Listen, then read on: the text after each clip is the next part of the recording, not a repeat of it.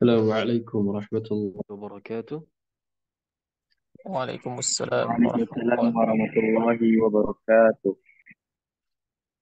الحمد لله رب العالمين، وبه نستعين على أمور الدنيا والدين، نبينا محمد وعلى آله وصحبه أجمعين.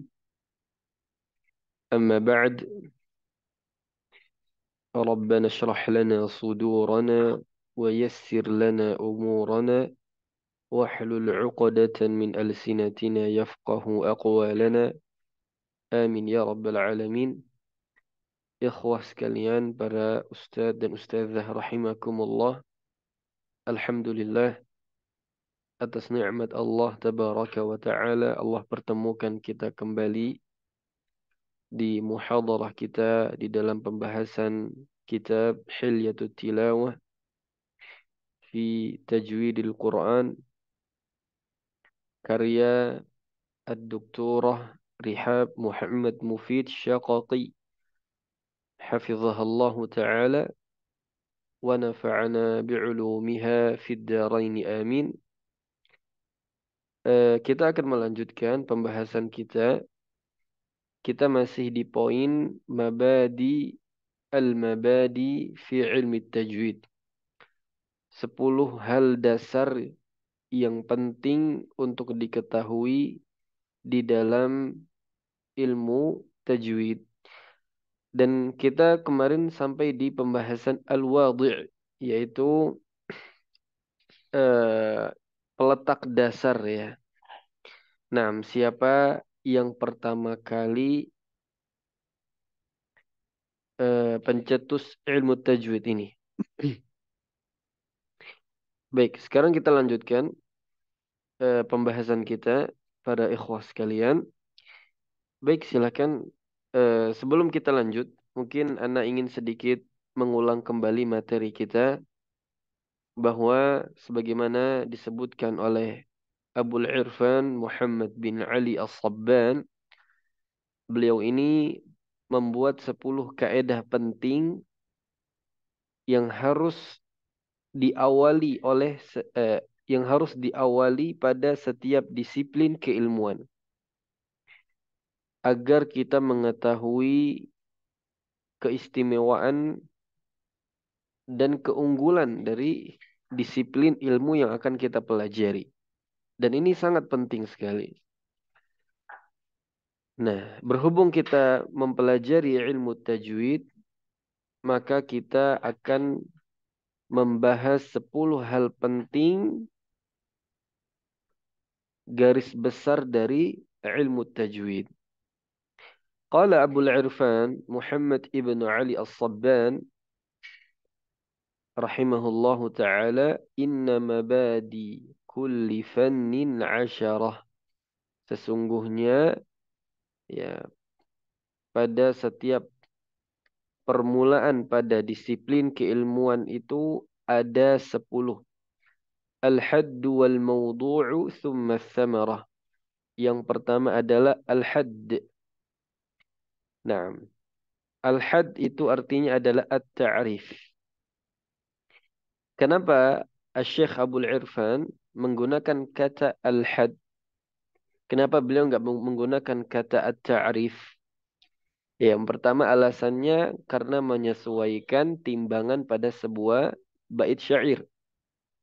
Ya, karena kalau pakai at-ta'rif nanti polanya akan berubah. Itu yang pertama.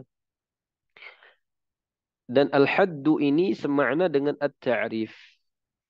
Apa arti al-haddu? Al-haddu artinya adalah batasan. Lalu apa kaitannya dengan definisi? Nah, kalau dalam kamus KBBI, ya, kita bisa melihat definisi itu adalah batasan penjelasan begitu. Karena misalnya kalau kita bicara secara bahasa itu terlalu luas. Maka kalau kita berbicara pada ilmu tajwid, maksudnya ini pembatasan arti bahwa ini khusus dalam disiplin ilmu tajwid. Nanti ada disiplin khusus pada ilmu tauhid atau ilmu fiqih dan yang lainnya. Nah, ini yang disebut dengan al-haddu. Dia semakna dengan at-ta'rif, ya, yaitu definisi, pembatasan suatu makna. Nah, dan kita telah menjelaskan di sini, ya ikhwah sekalian, apa itu definisi dari ilmu tajwid. Yang intinya ilmu tajwid itu adalah ilmu yang diketahui dengannya cara pengucapan huruf-huruf Arab yang benar, yaitu huruf-huruf hijaiyah yang benar. Begitu juga mengetahui makhraj dan sifatnya, baik sifat dzatiyah atau sifat aradiyah. Inilah yang disebut dengan apa? Dengan at-tajwid. Jadi ketika kita berbicara tentang tajwid, ya kita berbicara tentang bagaimana cara pengucapan huruf-huruf yang benar. Nah, kenapa ilmu tajwid menjadi ilmu yang sangat penting? Karena berkaitan dengan pelafalan Al-Quran. Nah, lalu yang kedua al-mawdu', yaitu tema atau pokok pembahasannya adalah pada Al-Quranul Karim. Begitu juga diantaranya para ulama memasukkan pembahasan di sini juga diantaranya berkaitan dengan Al-Haditsus Syarif. Yaitu sebagian ulama menjelaskan seseorang harus membaca dengan kaidah tajwid pada Al-Quranul Karim. Begitu juga pada hadis-hadis Nabi. Tapi pendapat yang lebih rajih, tajwid hanya dipakai untuk Al-Quranul Karim. Ats-tsamarah yang ketiga, yaitu buah dari mempelajarinya apa? Kenapa begitu penting ini materi tajwid ini? Kata Dr. Rihab, "Saunul lisani 'anil khata'i fi qira'atil Qur'anil Karim." Yaitu buah mempelajari ilmu tajwid ini, ikhwah sekalian, adalah untuk menjaga lisan kita dari al-luhun, dari kesalahan-kesalahan di dalam membaca Al-Quran. Ya. Jadi pada dasarnya ya, talaqi Al-Quran itu ada dua bentuk. Ada namanya talaqi mantuq, ada talaqi maktub. Maksudnya apa? Talaqi mantuq adalah kegiatan seorang murid membaca atau mendengarkan bacaan kepada seorang guru. Ini yang disebut dengan talaqi mantuq. Ada nama talaqi maktub, yaitu seorang murid ya belajar dengan seorang guru yang berkaitan dengan teori-teori tajwid. Nah, semua ini harus diambil dengan cara talaqi. Kenapa? Karena Al-Quran atau mempelajari Quran, terutama ilmu tajwid, kita tidak bisa mempelajarinya dengan otodidak, tidak bisa. Atau sebatas hanya membaca kitab saja. Ini akan muncul kekeliruan dan akan muncul pemahaman yang sesat dan salah. Sebagai contoh misalnya ketika ada buku menjelaskan tentang ikhfa, lalu kita nggak pernah mendengarkan bagaimana pengucapan ikhfa yang benar. Di buku hanya menjelaskan bagaimana mekanisme terbentuknya suara ikhfa itu. Akhirnya kita coba, lalu kita simpulkan inilah yang benar. Sedangkan kita tidak pernah bertalaqi dalam masalah ini. Maka hal seperti ini sangat berbahaya sekali. Jadi Al-Quran ini dijaga oleh ulama kita dengan dua jenis talaqi. Baik talaqi pelafalannya dan talaqi teorinya. Makanya ad-dirayah war riwayah ini harus digabungkan. Tidak boleh dipisahkan. Dan tidaklah kesempurnaan seorang qari kecuali dengan dia mempelajari dua hal ini. yaitu bertalaqi bacaannya kepada guru dan juga bertalaqi teorinya kepada seorang guru. Nah, seperti halnya kita hari ini, ikhwa asatidzah sekalian, kenapa penting kita belajar tajwid ini berguru? Kenapa nggak kita baca sendiri saja? Ya, kenapa nggak kita baca seperti misalnya kita baca buku-buku disiplin ilmu-ilmu yang lain, kita bisa baca dan kita bisa istinbat, bisa mengambil hukum darinya. Kenapa tajwid tidak demikian? Karena apa? Al-Quran, ya, ini terjaga dengan dua cara ini. Dan dengan dua cara inilah seseorang akan selamat dari kekeliruan dan kesalahan di dalam membaca Al-Quranul Karim. Ya, baik. Kita lanjutkan. Nah, tentunya buah dari mempelajari ilmu tajwid ini, selain menjaga lisan kita dari kesalahan membaca Al-Quran, ya, tapi di sisi lain ada tujuan yang paling mulia dari ini. Yaitu apa? Untuk mendapatkan ridha Allah tabaraka wa ta'ala.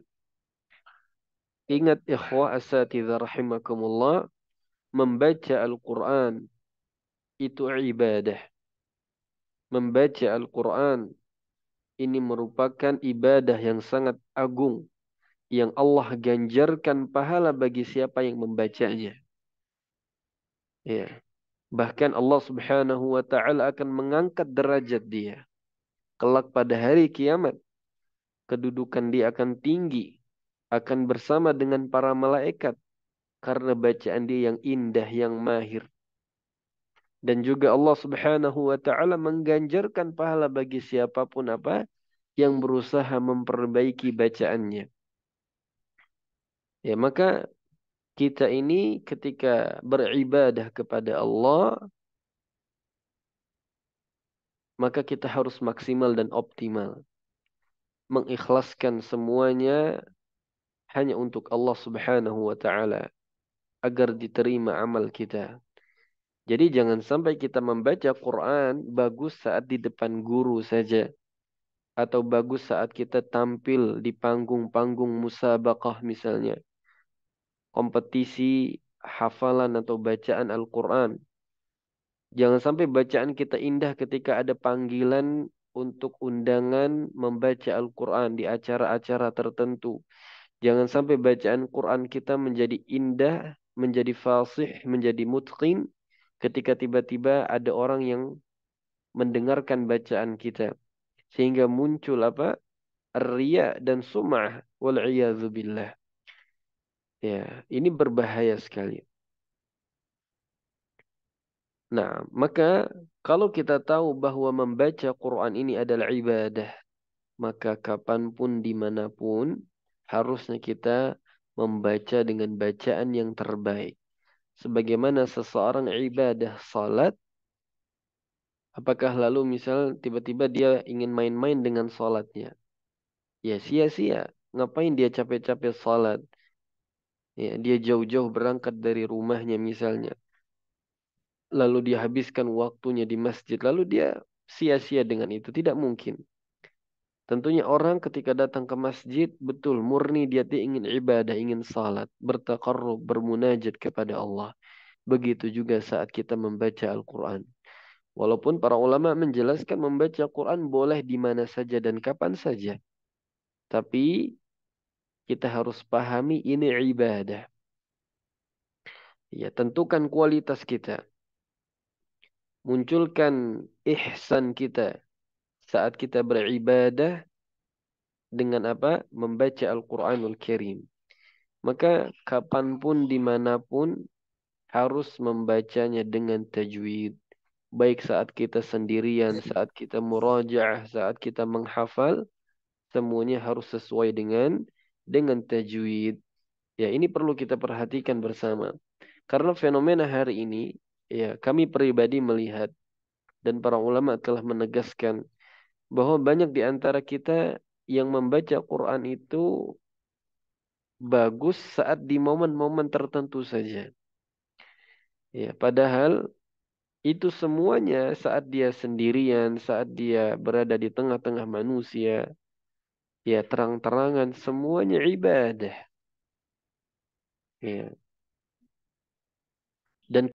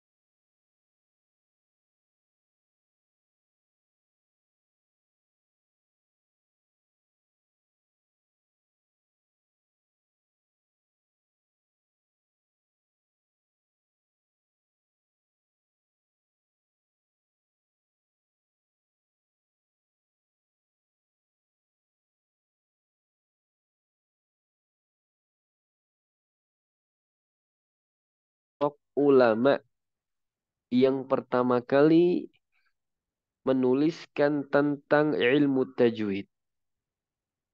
Tapi belum dalam bentuk kitab, dalam bentuk nazam. Beliau ini adalah Al-Imam Abu Muzahim Musa Al-Khaqani. Beliau menulis sebuah qasidah, namanya Qasidah Al-Khaqaniyah, yang jumlahnya ada 51 bait. Nah, para ulama menjelaskan ini adalah nazam ilmu tajwid pertama. Ya, Masya Allah ya.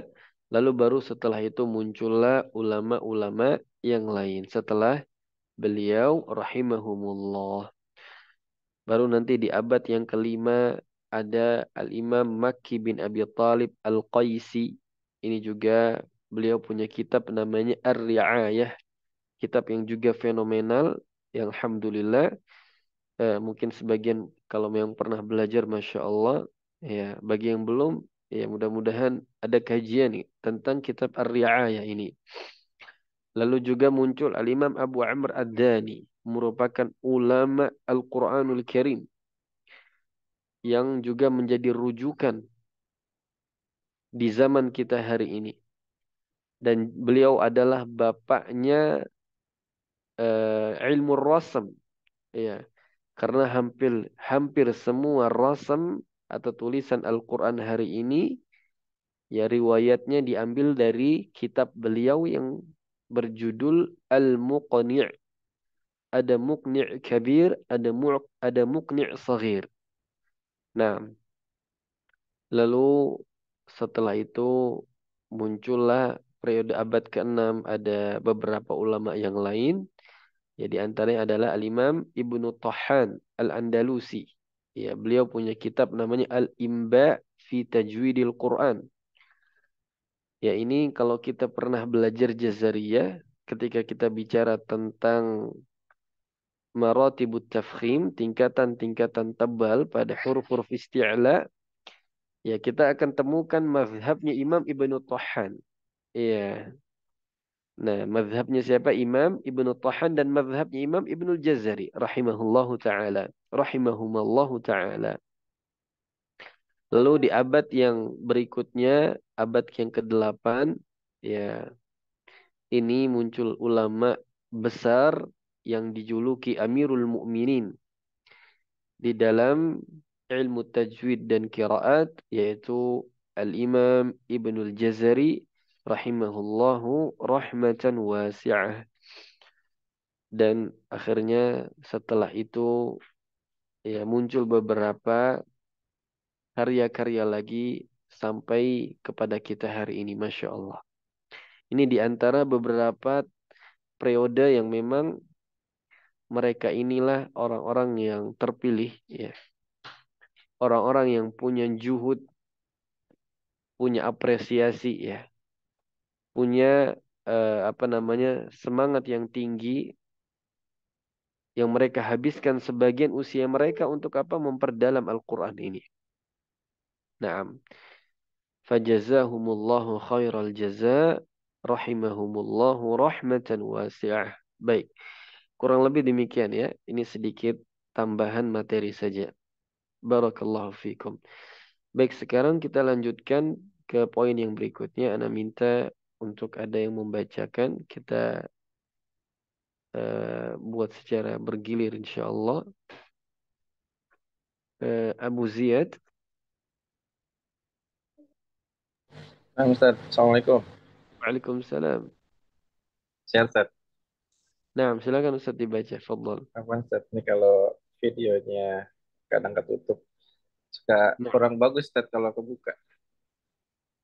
la ba's Ustaz. Ya, Insyaallah. Enggak sinyalnya. apa-apa. Nah, Ustaz. Fadal Ustaz. Al-ism. Is-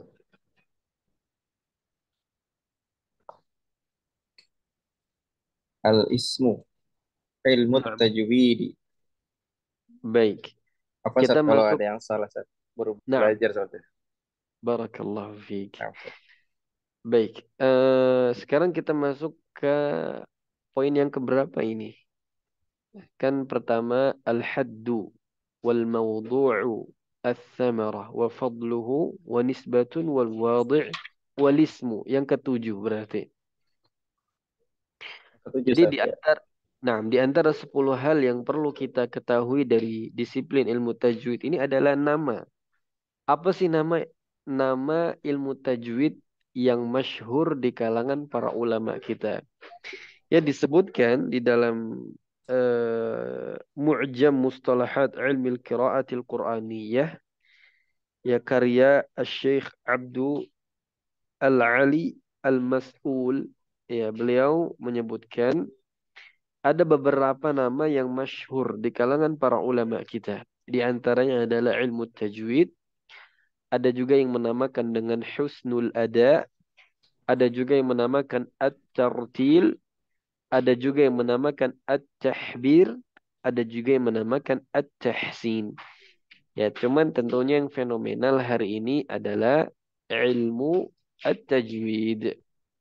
Ya, kalau nazam pertama kali, nazam pertama kali yang dikarang oleh Al-Imam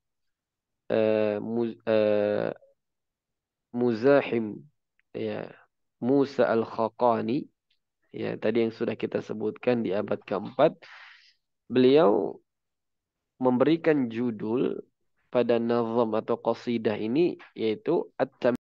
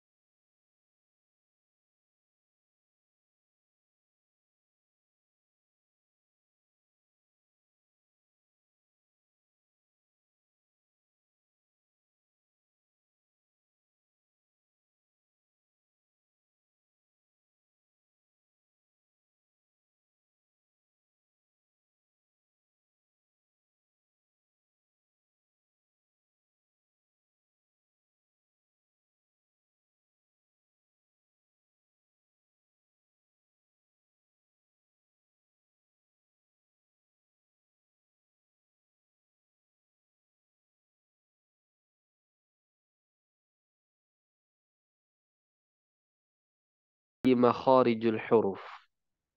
Boleh nggak sih kita berlemah-lemah dalam masalah ini? Atau memberikan banyak uzur dalam masalah ini? Maka ulama kita menjelaskan tidak boleh. Jadi mutasyaddid dalam makharijul huruf ini wajib. Nah, yaitu al-iltizamu biha wajib. Wal ikhlalu biha haramun mutlaqan. Berkomitmen dengannya wajib dan tidak berkomitmen dengannya itu haram secara mutlak. Haram, haram. Kenapa? Karena ini berbahaya. Akan merubah huruf dan akan merusak makna. Seperti Ar-Rahman. Kita baca dengan Ar-Rahman. Misal ada orang awam baca di hadapan kita. Bilang Ar-Rahman. Lalu kita bilang, oh nggak apa-apa lah. Kan dia awam. Lah, ini nggak boleh. Harus kita tegur dan kita perbaiki walaupun bertahap. Begitu ya. Nggak, jangan sampai kita mengajarkan tanpa hikmah. Ya. Ya, kita tahu Allah Subhanahu wa taala berfirman, "Wa may yu'tal hikmata faqad utiya khairan katsira." Siapa yang Allah berikan hikmah, maka dia telah diberikan kebaikan yang banyak. Jadi kita perlu hikmah di dalam mengajarkan, tapi harus memposisikan pada tempatnya. Ya, kalau misalnya dia seorang hafizul Quran, dia pernah hafal Quran misalnya. Dia baca Bismillahirrahmanirrahim. Eh, ini sesuatu yang aneh. Naam, ini bahaya. Ya, karena dia seorang talibul ilmi, seorang penghafal Quran. Gak boleh dia salah dalam masalah ini. Lahnul jali ini fatal sekali masalahnya. Tapi kalau dia orang awam, ya, kita kasih tahu, kita ajarkan bertahap pelan-pelan. Bitadarruj, ya, bertahap begitu. Baru setelah itu, ya, kalau dia masih salah, kita katakan jangan diulang, harus berusaha. Dan seorang guru Quran perlu betul-betul mengajarkan makharijul huruf, jangan tergesa-gesa. Ajarkan sampai murid kita betul-betul mampu mengucapkannya. Tapi ingat bertahap ini. Karena tidak mungkin sekali praktek langsung bisa. Mustahil. Kenapa? Karena lisan kita belum terbiasa. Apalagi orang tua. Maka di dalam mengajarkan Quran kita harus melihat dari dua level. Ada martabatul a'la, level yang tertinggi. Kalau misal kita melihat potensi murid kita bisa di level yang fasih, upayakan itu. Kalau ternyata dia nggak mampu karena uzur sudah tua, atau misalnya memang ada kendala ini dan kendala itu, misalnya ada faktor ciptaan Allah Subhanahu wa taala yang menyebabkan orang tersebut sulit mengucapkan huruf-huruf tertentu misalnya. Maka kita katakan kita ambil level yang kedua, martabatul adna. Ya, paling tidak dia bisa membedakan antara hamzah dengan ain. Paling tidak itu. Jangan sampai sama masih auzu, auzu. Salah. Paling tidak kena lah sedikit. U. Ya, itu minimal begitu ya. Maka hadaf yang pertama, target utama kalau bisa di level yang paling bagus, yang fasih. Kalau tidak mampu sudah yang paling minimal. Nah, tapi kan kita bisa melihat potensi murid kita di posisi yang mana. Kenapa? Karena beriltizam dengan makharijul huruf ini wajib dan meninggalkannya haram.